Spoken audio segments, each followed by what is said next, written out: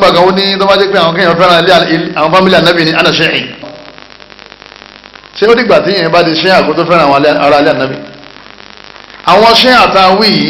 ọ̀rọ̀ wọn yanjú gbogbo àwọn afáǹgbà ńlá yẹn wọ́n ti yọ wọn kó ní Islam torí ẹni tọ́lọ́wọ́n bá aláǹyìn ẹni tọ́lọ́wọ́n bá aláǹpọ́nlé ẹni tí Ọlọ́wọ́n bá aláǹsọ̀rọ̀ nípa wọn dáadáa ẹni tí Ọlọ́wọ́n bá aláǹsọ kóhun ti yọ́nú sí kẹ́nìkan wá ní kèfèrí ni wọ́n olórí burúkú ni wọ́n ọ̀daràn ni wọ́n oníjàmbá ni wọ́n àwọn àlùfáà ní ọ̀tá Ọlọ́run ló ń tọ̀ wọ́n jẹ ẹ̀yọ́ mayami nínú àwọn àkọọ́lẹ̀ àwọn orientalist àtàwọn ṣẹ́à máa ń pè ní ọ̀rọ̀ wáfẹ́ yóò dá káfà gègé kó lè kà nípa kí là ń pè ní tàṣàyọ́ torí ọ̀rọ̀ wọn ń jọra wọn yóò dá kó lè kà nípa pé àwọn náà pè ní ṣẹ́à kí ni àkídà wọn ọ̀rọ̀ tó ń sọ ni wọ́n sọ̀rọ̀ sí gbogbo ayé ni báwo ṣe ẹ̀sọ́nù mọ́ àwa táwa ti mọ̀nà táwa ti sákò lọ́dọ̀ yín báwa ọba ṣe ẹ̀sọ́nù wo ẹgbẹ̀rún lẹ́gbẹ̀rún àwọn èèyàn tó máa sọnù yóò dá kó lè ka àyèmọ̀ nípa àwọn yẹn ń ṣàkóbá nítorí pé ṣé ọ̀tá àlùsùnà ni wọ́n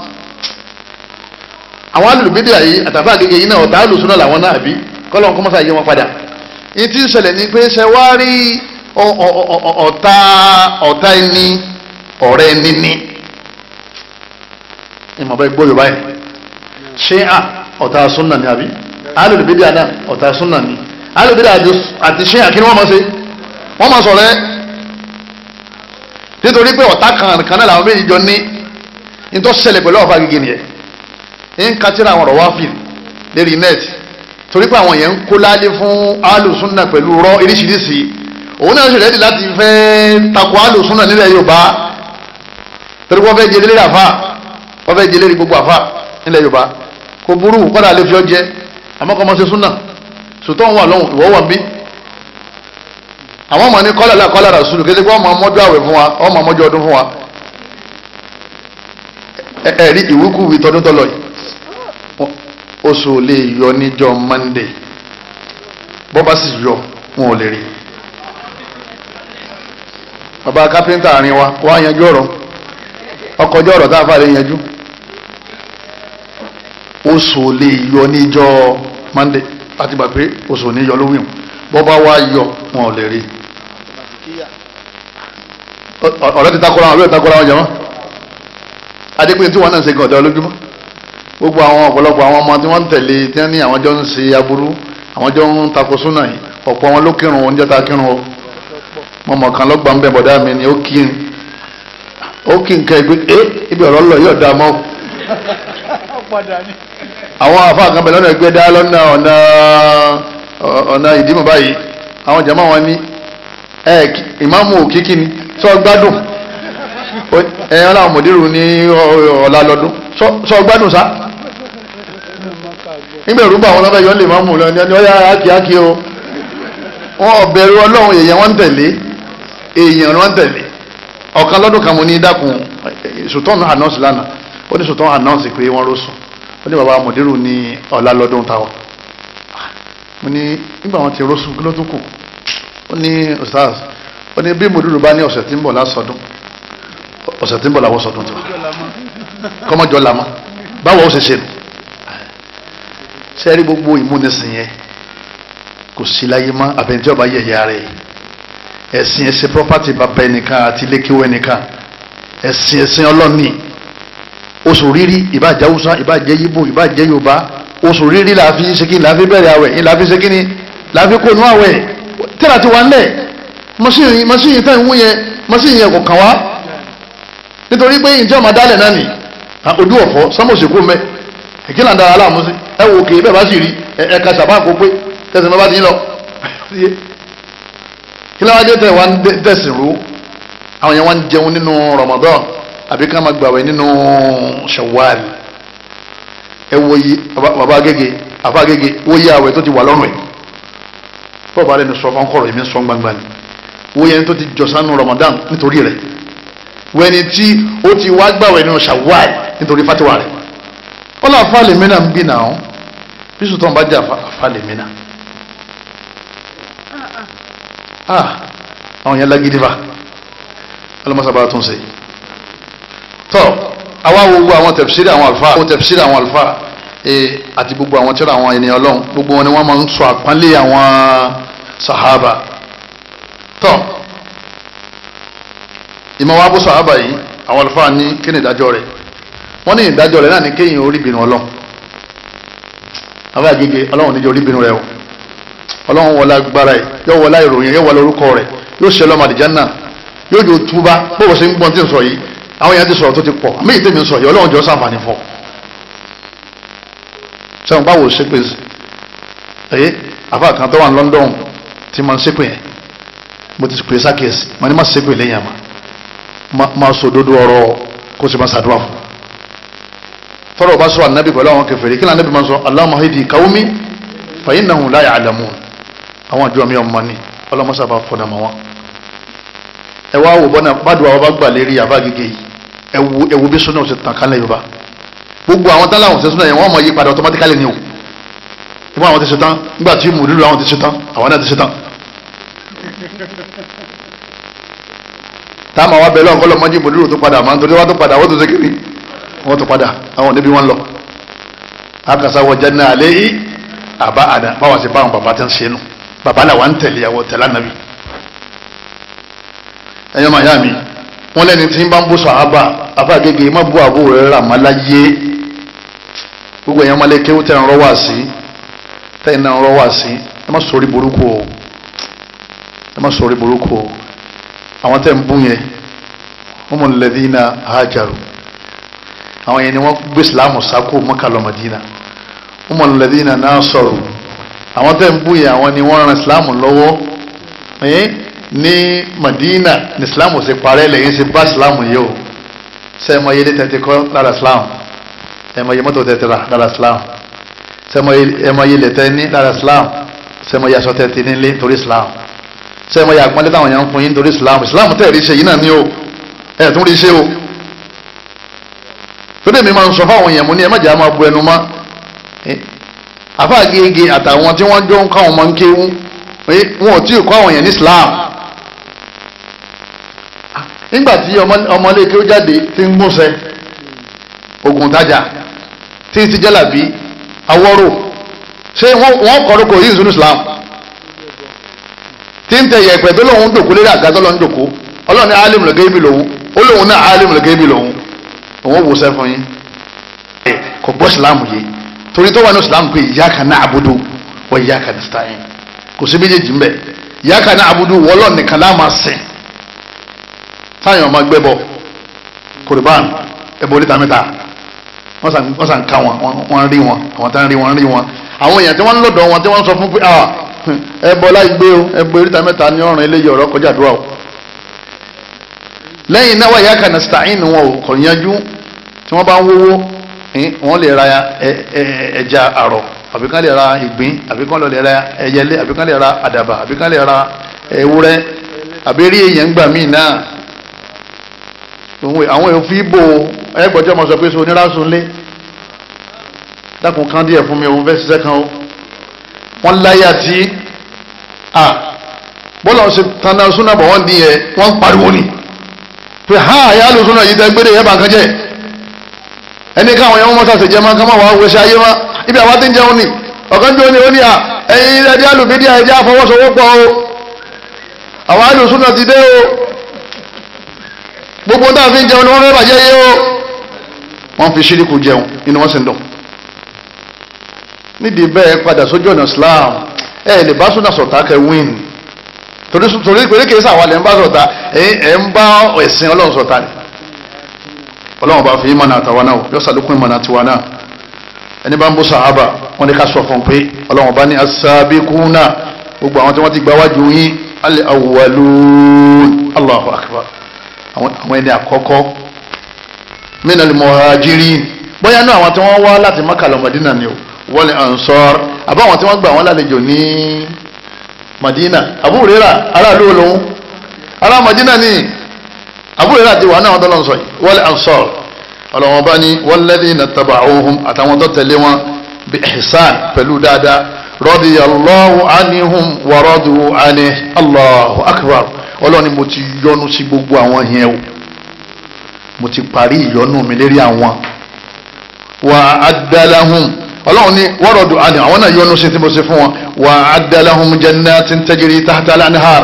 mo sì ti wá prepare àlìjánná tó dáa kalẹ̀ fún wọn. Gbogbo fíìlì tọ́lọ́run lò yìí fíìlì má dín ní o, rọ́dìyà ó di anihun wa radu anihun wa adda. Ọlọ́run ti parí, ó ti parí, Ọlọ́run ti parí. Ọlọ́mọsá bá fọ bákẹ́sì àlìjánná má sọ̀rọ̀ kọ̀rọ̀ mọ́. Ọlọ́run bá ní mo ti yọ́nú sí wọn, èyí ti kọjá, lọ́wọ́ sì ti kọjá báwọn, ìbínú Ọlọ́run ò ní tẹ̀yẹ̀ wọn.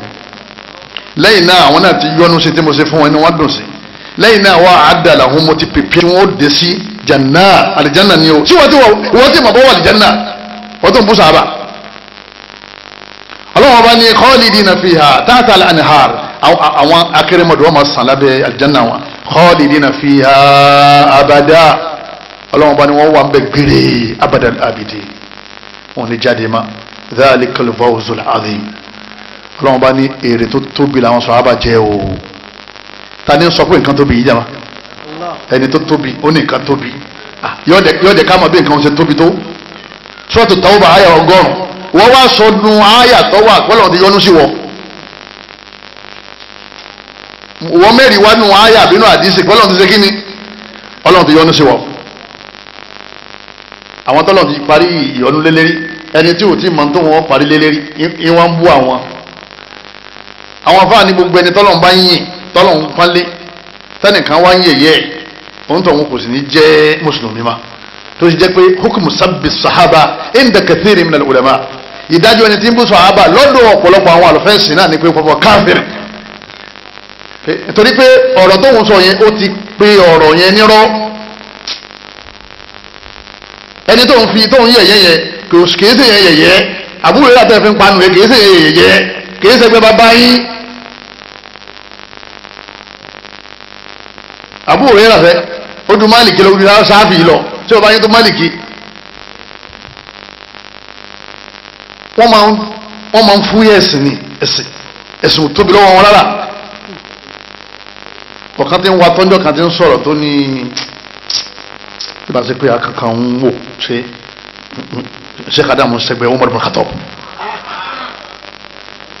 Mo wá rí i pé ọ̀dà pé ọ̀sẹ̀ fàdíjà nù tán ni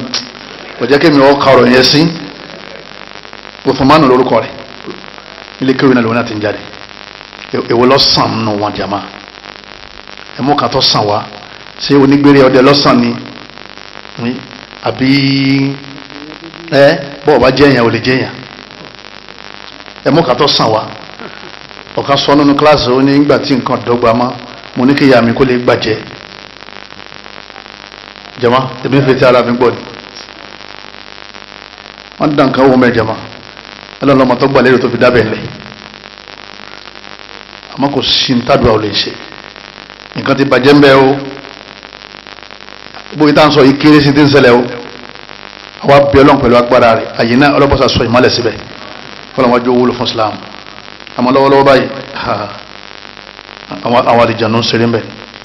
Àwọn jinnu. Ẹ̀yọ́ máa yá mi nínú ẹ̀sìn wa. Ọlọ́run ní tẹ́wọ́ fẹ́ mọ àwọn ẹni rẹ̀ walladhina ja'u min ba'dihim, àwọn ẹni rẹ̀ wọ́n dé lẹ́yìn àwọn sàhábà yaqulun, wọ́n máa sọ pé rabbana ìwọ Ọlọ́run ighfir lana, Ọlọ́run fẹ́rẹ́ jìn wá wa li ikhwanina alladhina sabaquna bil iman. Gbogbo àwọn tí wọ́n síwájú wa pẹ̀lú ìmánì, àwọn sàhábà tí wọ́n ti síwájú wa Ọlọ́run bá fẹ́rẹ́ jìn wọn. Àwọn ẹni rẹ̀ máa ń tọrọ àdúrà fún sàhábà ní wọ́n ebú sàhábà. Fala taj'al fi qulubina ghillan lil ladhina amanu, wọ́n Ọlọ́run má fi ìkórìíra àwọn ẹni rẹ̀ tó ti ṣáájú má fi sẹ́mi tiwa o. Àwọn tí wọ́n nígbàgbọ́ Rabbana innaka ra'ufur rahim, aláàánú ni ó oníkẹ́ni ó ṣàánú wa o, wọ́n jẹ́ àníkórìíra àwọn tó ti ṣáájú wa o. Ọlọ́run láwọn ẹni rẹ̀ tí wọ́n máa ṣàdúrà lẹ́yìn àwọn ẹni rẹ̀. Tààlà àkọ́kọ́ ẹni rẹ̀ lẹ́yìn ànábì jama àwọn sàhábà Suratul Hashr ayẹlẹ kẹwàá jama. Wọ́n ní ànábì di oyè wáyé pé kò sí ti bàbá ẹnìkan lè ṣe, kò sí ti ìyá ẹnìkan lè ṣe nínú ẹ̀sìn tí ìbá ti ṣe sàhábà kò lè tó sàhábà. anabi la tasubbu ashabi anabi ni ẹnìkan kan ẹ gbọ́dọ̀ bú sahaba mi o fa inna ahadakum ẹnìkan kan ila wa anfaqa mithla uhudin dhahaba de òkè uhudu ẹwà ẹna sójú ọ̀nà ọlọ́run ọwọ́ jẹ́ pé góòdì tẹ ẹna sójú ọ̀nà ọlọ́run ó sì déédéé òkè uhudu ma adraka mudda ahadin wala nasifa múdù táwọn sahaba bó ṣe kéré tó yẹn múdù tiwọn táwọn ná ẹgbẹ́ àti òkè uhudu tẹ́yìn ná anabi ní òkè uhudu tẹ́ náà bó ṣe tóbi tó kò tó déédéé múdù tiwọn wala nasifa kọ́lá kò tó dajì múdù níta ń gbọ́ yín bẹ̀ náà ni pé kò sí ń tá a lè ṣe má tá a lè bá àwọn sàhábà èèyàn tó wá ju bàbá ẹ̀ lọ tí ìṣègbè bàbá ẹ̀ tó wàá fi ń panu ní tafsiri kéèyàn máa bú Muawiya ọ̀kan nínú àwọn ọmọlẹ́kẹ́ wọn ọlọ́bì kó máa kan ọ̀rẹ́ náà ní kó máa ọwọ́ adébẹ̀ lọ́wọ́ rọ̀ lẹ́ ó ní kílẹ̀ sọ kọ́ ọmọ afáàtọ̀ wọn ní Muawiya lòún sọ èyí tó pẹ́ dé ó ní Muawiya lẹ́wà rí sọ ní ládùúrà àwọn orúkọ tó dáa tó wà nílẹ̀ ẹ mọ̀ pé Muawiya ọ̀tá àlè ni àti Muawiya àtàlè kí làwọn méjèèjì mọ́ kí lọ́ọ̀kan tẹ̀ pẹ̀lú tí lọ láàrin àwọn sàhábà mí ní àkídàtì ahlu sunna nínú gbàgbọ́ tiwa ni pé ẹni tẹ̀ tó bá kọjá láàrin àwọn sàhábà níbi gbọ́ mi sí omi òtó gbogbo wọn pátápátá udul ni wọn onídéédé ni wọn not scout torí pé radiyallahu anhum wọ́n ti sílẹ̀ tí wọ́n ti sílẹ̀ jẹ́mọ́ èyàn ti wà nínú ìdẹ̀ra wọ́n sọ̀rọ̀ ẹ̀ lẹ́yìn ọ̀rọ̀ tó ń sọ yẹn ṣe láì fi wọn bẹ lára kò sí láì fi tẹ́lẹ̀ náà bí kálukú ronú lọ̀tún ẹlẹ́mi ronú lọ́sì kí wọ́n wò pé àbẹ́lẹ̀ lọ́dájú kọ́lọ́ mọ́sá bàbá kẹ́ wọn jẹ́mọ́ anábì ilé ẹ̀lẹ́ tó wọn o khairu nasi qarini anábì ní àwọn tó dáa nínú àwọn èèyàn tó wà nílé ayé lẹ́yìn mi àwọn tí wọ́n tájọ lọ ọgọ́rùn ọdún alákọ̀ọ́kọ́ yìí àwọn wo ni wọ́n wà méjì àwọn sàhábà ọmọ kọ́rìnù táwọn wà ń sìn kọ́dún lẹ́lẹ́kẹtàlá ọgọ́rùn ọdún lọ́nà mẹ́tàlá àbí 14 káwà yìí jẹun tán kẹni tó wà ní ẹni tó dé lẹ́yìn 1300 years kọ́ máa wá fi àléébù kan àwọn táwọn wà nínú ọgọ́rùn ọdún alákọ̀ọ́kọ́ tà níbi lò ó ti jẹ́ pé wọ́n ní bùkátà sàdùà torí àsìkò wa jama ẹlẹ́kẹrin هل روى البخاري حديثا في صحيحه أن الرسول جمع زوجته في العاهد nínú àwọn ìrújú táfà gígé tí wọ́n dálẹ̀ alágbára omi alágbára náà yẹn òun máa ń ṣe photocopy àfà gígé táfà gígé máa ti sọ kankan yóò rí kọ́dẹ̀ tọ́ba ti jẹ́ ọjímà láàárọ̀ yóò máa sọ̀sọ̀ kùsọ̀ ní tí àfà gígé sọ kí ló dé tí wọ́n lọ lè wádìí wọn ìwádìí bàbá sọ ni òun ṣépèlé Ibn Taymiyyah láìpẹ́ ó ní Ibn Taymiyyah Ibn Baz àti Albani àti bàbá òṣèré pé dáadáa kò tẹ́ wọ́n tún bá wò ní wọ́n ní wọ́n wá dẹ̀sìn rẹ̀ ó ní la'natullahi alayhi lèmi máa ń wí mo ní o ti bọ́rọ̀ rẹ̀ dé gẹ́gẹ́ ọmọdé ní gẹ́gẹ́ etí kò tó rí ibú àwọn awliya Allah nahsabuhum wala nasibuhum tí wọ́n ṣe wàhálà fẹ́sìn tí ẹ̀sìn yẹn fi wá rọrùn tá a fi gbọ́ yé ó sì pè láwọn òlé ọlọ́run ẹni máa sì pè lọ́rẹ̀ ọlọ́run ta ni ọmọ sí pè lè jẹun bálẹ̀bálà ti bá wàhálà ti bá gbogbo àwọn eré ejò ẹyẹ létí máa ní káwọn èèyàn máa mú wáyẹn àṣírí ti tú àwọn ẹ̀dí láwọn òṣòṣà mọ́ àwọn ògbòróró mọ́ àdúrà làwọn máa ṣe sí èsì wọ́n ti ń pín òróró ọ̀rọ̀ ti yíwọ́ jàmá ẹ̀ ń darí àwọn èèyàn kúrò lọ́dọ̀ ọlọ́run ẹ̀ wọ́n ń darí àwọn èèyàn sọ́dọ̀ ara yín sẹ́yìn lè ṣe kankan ẹ wàá sọ ẹ̀mí àwọn èèyàn mọ́ ogun ẹ̀ ká ẹ̀mí wọn kúrò lọ́dọ̀ Allah ta ló láǹbẹ̀ lọ́wọ́ rẹ̀ lẹ́yìn Allah ta ní ń fún yàn lẹ́yìn Allah jàmá èèyàn fà súnà ẹ̀ má sún ìjọba náà àdéṣe Buhari gẹ́gẹ́ bí àfa Agége ṣe sọ ọgbàlẹ̀ gan nílẹ̀ Yorùbá ìgbà Ànábì báyàwó rẹ̀ sùn nígbà tí ń ṣe haidọ̀ lọ́wọ́ tọ́ ìmọ̀nà tí ń gbà àfa Agége mo ti sọ lẹ́ẹ̀kan náà nítorí máa rìpíìtì ẹ̀ gbogbo àtọ́ bá ti fẹ́ sọ̀rọ̀ lọ́lẹ̀ kó tẹ̀síìrì àwọn àlùfáà sọ́dọ̀ tó bá ti ń wọ àyà yẹn kọ́ ọmọ wò tó mọ̀ táwọn ẹni ṣáájú ṣe kíni tí wọ́n fún àwọn yẹn ti ṣáwájú wa lérí ọ̀rọ̀ ẹ̀sìn òtá bá ń sọ̀rọ̀ afẹ́lẹ́ mábù afẹ́lẹ́ táìsì ní bùkátà sí kábèrè lọ́wọ́ wọn tó láwọn òsì láyé ńgbà tí táìsì dé. ẹlẹ́ẹ̀kejì tọ́wọ́ ti fẹ́ ka àdìsí kan gbìyànjú kọ́ lọ́lẹ̀ kó ṣòro sunna àwọn sẹ́rẹ̀ ìfọ́síwẹ́wẹ́ àdìsí ànábì tó fi ní sí ọ̀rọ̀ gbọ́ torí àwọn pàlàpàlà kan ń bẹ tó jẹ́ pé àwọn orientalist àtàwọn ṣẹ́à tí wọ́n ti lọ́lẹ̀ kọ́ sẹ́rí net láti fẹ́ fi sọ pé Ìmáàmù Bukhari o àwọn àdìsí rádaràdá pọ̀ nínú àwọn àdìsí rẹ̀ ẹ̀yọ́ máa yá lẹ́yìn náà ó ní bùkátà sí al-Mu'jam kí ni mo pè é jama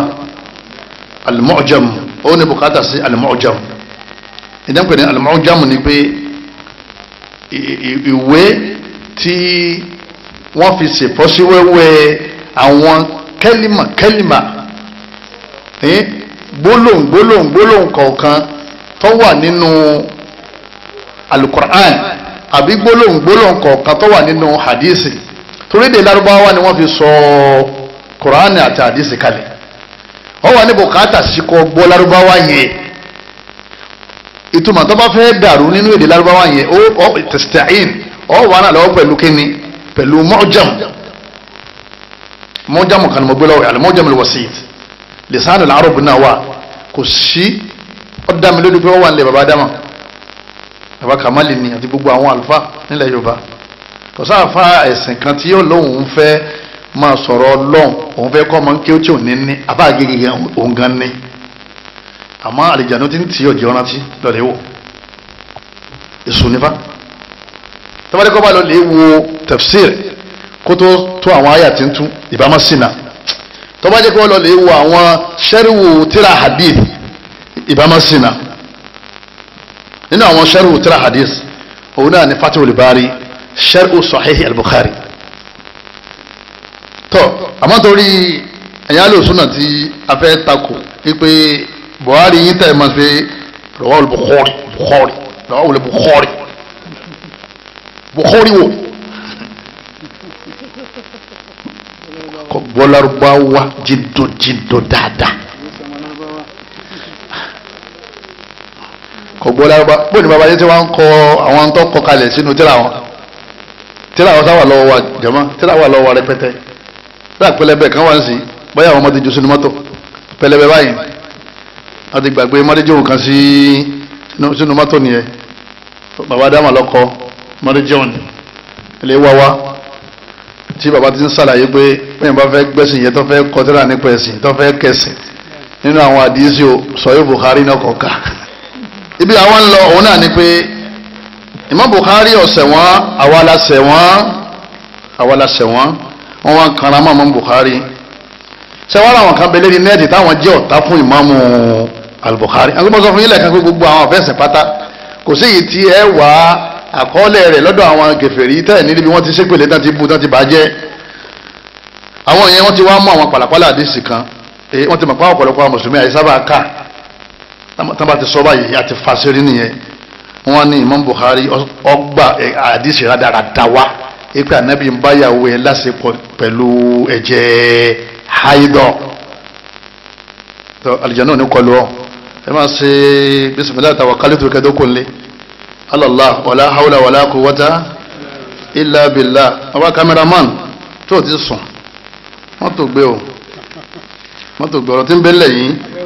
ọ̀rọ̀ ta fẹ́ filẹ̀ fáwọn ọ̀rọ̀mọdọ́mọ wa ni o tọ́ bàtí bàbá ń sọ̀rọ̀ nípa àwọn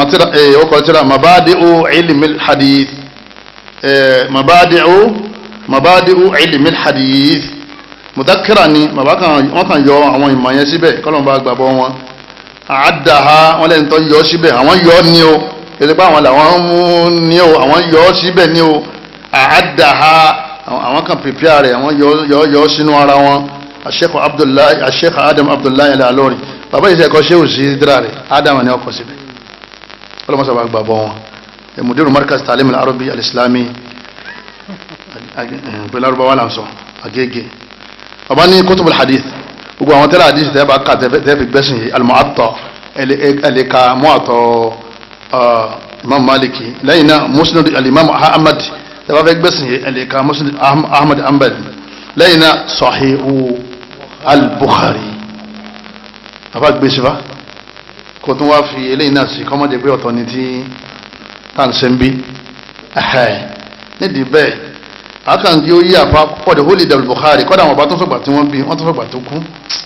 wọ́n ní ọmọléke wọn ni Muslim wọ́n sì wá dákọ̀ Sahihu Muslim wọ́n làwọn tí àtẹ́ máa kà mabadi fi ilmi al-hadith ipò ọ̀fẹ́ nímọ̀ nípa hadith o sì fẹ́ máa tẹ̀lé tọ́lọ̀ ń sọ nínú hadith tọ́lọ̀ ní ká nábì ó sọ nínú hadith ọmọ nǹka Bukhari àti Muslim tọ́ kọ́nà mọ́sá ìṣàánú wa ọmọlọ́wọ́ ní Buhari gbọ́lárúbọ́wá jíndó dáadáa mo rò pé èdè China ló fi kọ owó èyí tí èyí tó kọ síbẹ̀ hadith tó dàrú òun náà ni kitabul hayd gbogbo àfa àgbáyé gbogbo ẹ̀yin khiriju jami'at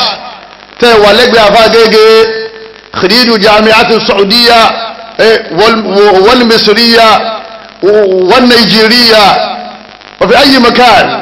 iqra'u ittali'u wabhathu ẹlẹ́ ratira abẹ́ bá ní èdè bá sì nílẹ̀ ẹ̀lẹ́ka ẹlẹ́ wo Sahihu al-Bukhari bàbá wa imamu al-Bukhari wọ́n ní báàbù mubasharatil ahidi fawqa al-izar wọ́n ní báàbù yàwọn fẹ́ sọ̀rọ̀ nípa ǹjẹ́ ó tọ́ kí afarakan ẹni tí ń ṣe àìdọ̀ lọ́wọ́ ká fi ara kan lára fawqa al-izar izar ni nǹkan tí a wọ̀ nǹkan tàbí nǹkan tá a ró ìró ni wọ́n pè ní izar àwọn tá a lọ hajj èyí tó wà sálẹ̀ kí ni wọ́n máa ń pè fún wa izar èyí tá a dàbọ̀ra gọ́ rìdá kò sáfà alárúbá tí o mọ̀ mujamul wasit lélẹ̀ wọ́n ní al-izaru wọ́n ní thawbun yuhitu bin-nisfi al-asfal thawbun yuhitu bin-nisfi al-asfal min al-badan mujamul wasit ni o ni mò ń kà yìí àbí wọ́n ní tí ń jẹ́ izar òun náà ni aṣọ tí oye adabo ìdajì ara ìró àtàmọ̀ró ibi tó rẹ̀ tó máa ń lọ yẹn tí wọ́n pè ní ìzáàrì nìyẹn afáwa ní ìjẹ́ àlefara kan ẹni tí ń ṣe áìdọ̀ lókè ìró rẹ̀ kọ́dà bá àbákàdé sí wọ́n sẹ̀ sáà ti gbọ́ tí wọ́n sọ lókè ìró sí ẹni tí ń ṣe òkè ìró lọ́dún máa bá yẹn lásìkò àbísàlẹ̀ ìró àdáwò wọ́n kàn rí i pé wọ́n ní Imam Buhari ọ̀dáwọ́ gbàdí ìsìnkáwájú ọ̀dáwọ́ ọkà kọ́pẹ̀ ní máa ṣe balabala tó bá bẹ̀rẹ̀ sí pariwo káàkiri ayé òun gan wádìí tó bá wádìí ni kò jẹ́ sọ nítorí wọ́n bàbá mi jẹ́ ni pé láti bí ọdún kejì yẹn táwọn yẹn wá ń pèsè àkíyèsí bákan náà wà ní ọdún bákan náà ní kankan náà ló ń wí ẹni tí ń sọ̀rọ̀ ní tó ń sọkọ̀ ìwọ́n ní ti ń sọ nìyẹn àwọn afẹ́sì ní ti ń sọkọ̀ onígbọ̀ ọ̀gbà yìí ti ń sọ nìyẹn ọ̀dà gbogbo àná àjọ wa wò báyìí sí ìyàwó Aisha ló gbàdé sẹ ó ní kánẹtì ìdáná ìyàwó Aisha ní ẹnì kọ̀ọ̀kan nínú wa ìdá kánẹtì àhìdọ́ nínú àwọn obìnrin ìyàwó rẹ̀ ní o tẹnìkan bá ń ṣe àhìdọ́ nínú wa fa àdáda Rasulullah sallallahu alayhi wa sallam tá nàbí wa fẹ́ an yubashiraha láti fi ara kan láti ṣe kíni láti fi ara kan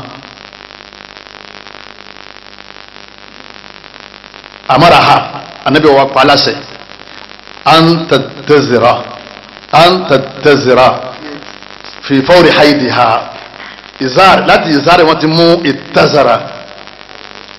gbogbo alákẹ́rin nígbàtà wọn lékẹ́ wọ́n máa ń yọ fẹ́ìlì nínú orúkọ tajali baba ní wọ́n ti mú jama nínú jalbab ìtazara anabi ò ní kí kó sí kí ni anabi ò sọ fún arábìnrin yẹn pé kóró sọ bòdì summa yubashiruha anabi ó sì wá máa bá a ṣeré yóò máa fara kàn án qalati ya Aisha ni wa ayyukum yamliku iribahu kama kana nabi sallallahu alaihi wasallam yamliku iriba ó ní ayyukum ó ní èwo nínú yín tó lè ní kápá lérí nǹkan ọmọkùnrin rẹ̀ bí anabi ṣe máa ní kápá lérí nǹkan ọmọkùnrin rẹ̀ tí ń bá ń bá ṣára wa tí ń bá ń bá wa ṣeré tí n bá sì ń bóbi ṣeré ẹ sá máa fara kan ẹ fara rora yẹn Imam Buhari fẹ́ mú wáyé pé ó lẹ́tọ̀ọ́ nínú ṣẹ̀ríà wa ká máa fara ro àwọn obìnrin tí wọ́n ń ṣe àìdọ̀ tó dáwọn Yahudi àwọn máa ń lé obìnrin tí wọ́n síta ni tí wọ́n ń ṣe àìdọ̀ ó dìgbà tó bá parí àìdọ̀ tán wọ́n ta tẹ́ǹtì fún kó tó di pé yọ wọlé padà ìbá lọ́sẹ̀ mẹ́ta ìbá lè yan ọ̀sẹ̀ kan ìbá lọ́jọ́ márùn mọ́ Buhari wá ń jó yé wa pé ànábì wa o òun náà máa ń fara ro àwọn ìyàwó rẹ̀ tí wọ́n sì ń ṣe háídọ̀ lọ́wọ́ sẹ́rí ìgbẹ̀yìn àdìsí yẹn ó ti tó fún làákàyè ìyàwó Aisha ni ta ló lè ní kápá lérí nǹkan ọmọkùnrin rẹ̀ bá ànábì sí máa ní kápá lérí nǹkan ọmọkùnrin rẹ̀ kí là ń gbóyè ń bẹ̀ òun náà ní pé ànábì bá wọn aláṣepọ̀ ó ní kápá lérí ẹ̀ ẹ̀yin máa yá mi nínú ẹ̀sìn wa ìtẹ́mi ọkàn sọ fún gbogbo àwọn onímọ̀ àti gbogbo àwọn afáàtà ń gbọ́ mi ẹ̀yin náà padà sínú mọ́jàm òun náà ni àwọn tíra tí máa ń sàlàyé èdè lárúbáwá tó bá fẹ́ ṣe kíní tó bá fẹ́ dàrú wọ́n ní àtàrà ìzáàrẹ̀ a lè ní ìtazara wọ́tazarọ̀ wọ́n ní Allahu akbar wọ́n ní ìtazara ìtumọ̀ ẹni pé lóbùsùl ìzáàrẹ̀ kéèyàn wọ ìró ni wọ́n ń pè ní kéèyàn oróró ni wọ́n ń pè ní ìtazara kìí ṣe fọ̀dí àfáàgége ọlànàbí ni ọya fọ̀dí ìtazara ìgbọ́ lógàrin láyé kò sẹ́ni tó lè tú bẹ́ẹ̀ ibi mújàmù ilẹ̀ lárúbáwá ni kóònù lọ lè wo mújàmù ilé wájú pé ìtazara fọ̀dí ni wọ́n bá tú sí wọ́n ní Egypt ni wọ́n ti wá kìí ṣe Saudi ó sì fọ́sẹ̀rì hẹ́ẹ̀ mo sọ fún pé Imam Bukhari àwọn àdìsí kádìsí lọ́gbà wa bó òun ni tí Imam Bukhari ń sọ òyìnbó kí ni ní òye wọ́n yẹ dàgbà lé kéwú wọ́n yẹ bá kéjì ọba tó yẹ máa ké sí ni ìmọ̀lọ́lá dín ní ọgbọ́n pé ẹlòmíràn lọ́lẹ̀ lárúbáwá ó sì mọ kéwú jẹni tó lọ́lẹ̀ lárúbáwá lọ nígbà tí òfin tẹ́lá kíkà lẹ̀ ọ̀ ká tẹ́lá mọ́ òde lọ́lọ́ ọ̀ bọ́ ọmọdé sọ̀rọ̀ ẹ̀sìn òun lè ka photocopy àwọn orientalist ìtọ́sára ṣe wá sọ ó ṣe wá jọ wọ́n ní torí pé wà látò bá ṣèrò òun nà wọ́n ní torí káwọn sọ pé bá ṣára bẹ̀yẹn yorùbá ṣèrò ha wọ́n ní bá ṣára bẹ̀yẹn nítorí káwọn sọ pé ń ba aláṣepọ̀ ni pé ká lè wo súrọ́tù al-Baqara tí ọlọ́run ti ń sọ nínú 187 ipe wà látò bá ṣèrò òun nà ẹ má bá àwọn ìyàwó yín láṣepọ̀ wà á ń tàn ákìfún fil masajid tẹ́ ẹ bá ń ṣe ìtìkáfù láwọn mọ́ṣáláṣí àní orí yẹn tú 100% wàlá tó bá ṣòro hún náà bẹ̀yẹ o wàlá tó jáàmì ọ̀hún náà ni ẹ má bá wọn lásìkò tẹ́ bá ń ṣe ti ká òun wá gbé tùmọ̀ yẹn wá fún àdísìn yẹn àwọn afẹ́sìn wa ní òun ètò kéwú bẹ́ẹ̀ bẹ́ẹ̀ bá kéwú tó bá yanjú kẹ́límà kan gbà mí ní ma ní tùmọ̀ mẹ́ta mẹ́rin ìtọ́ wọn ń túbọ̀ ní wọ́n wá jẹ́ ọmọ èwo ni wọ́n gbà lérò níbi inú mọ́jàmù yìí ọwà nínú mọ́jàmù mi náà wọ́n ní bá ṣàlẹ̀ àmàlà kéèyàn máa ṣiṣẹ́ ipe èmi mo fẹ́ máa ṣiṣẹ́ ìfúnra mi ọmọ ló bá ṣára fún tawallahu bi nafsihi àni ubashiru hadha al-amal ẹ má bàa mi ṣe ubashiru èmi nìkan ni màá máa ṣe fúnra mi ìmọ̀ túmọ̀ bẹ́ẹ̀ nígbà mi ìmọ̀ túmọ̀ bashara rajulu zawjatahu lamasati basharatuhu basharataha kí awọ flesh báyìí kó ṣe kíni kó lé awọ mùsùlùmí mo bashara fan ìtumọ̀ kanu nínú ìtumọ̀ míì wọ́n ní dúnà jìmá láì ṣe pé èèyàn bá aláṣepọ̀ nínú ìtumọ̀ míì ìmọ̀ ìtumọ̀ bá ṣàrà ha jáàmà ha ọba aláṣepọ̀ ṣìyàkùl kàlámì ní ó jẹ́ àmà kí ni wọ́n gbà lérò pẹ̀lú yorùbá ṣírò ha tó wà ń bí kápítà di bíríkìlà tó wà ń bí ìgbà Imam Buhari sọ pé ká máa bá ẹni ṣe haidọ̀ ká máa fara rora lòun gbà lérò pẹ̀lú báàbù tó ń gbé kalẹ̀ yìí ó ti kàdísì lẹ́yìn rẹ̀ kí ni wọ́n gbà lérò mẹ́rin jẹ̀má ká máa fara rora ni wọ́n gbà lérò wọ́n wá ní ìwọ ní fún ní máa fara rora